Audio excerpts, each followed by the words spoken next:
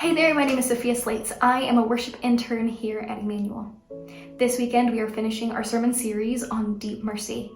The next week we are going to be talking about seeking the good life. And the following week we are going to be starting celebrating Advent for Christmas. I don't know about you, but sometimes approaching the Christmas season and Christmas itself is a little bit harder later in life. It's a little bit harder the past few years, but I know it's hard for a lot of people. Just things change, people pass away. For me, my grandma passed away when I was junior in high school. And since then, all of my holiday traditions have changed. Those things make every season difficult. They make every holiday, and they make every birthday and every major life milestone challenging. And it's not that they're bad, there's just this tinge of sadness now. For some reason, around Christmas time seems to be the worst for a lot of people. And maybe it's the fact that it's the most wonderful time of the year and it's supposed to be happy and joyful and fun.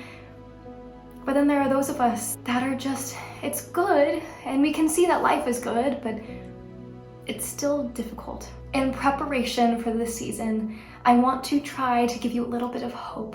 And maybe it doesn't change anything, but I hope it does. I want to bring you back to Romans chapter 5, which I know we started way back in the beginning of this sermon series, Deep Mercy, but I want it to be a reminder as we end this series.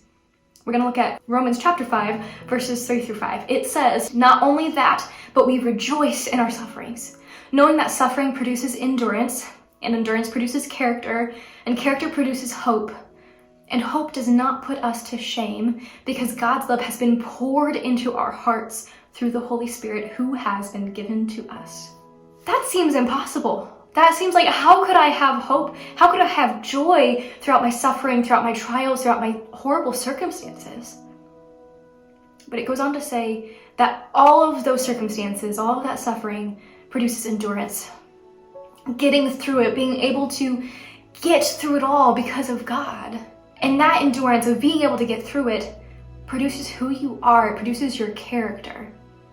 And through that character and through your faith, you can always have hope. It's knowing I can be content because of God. I can have hope because of God, because He got me through it before.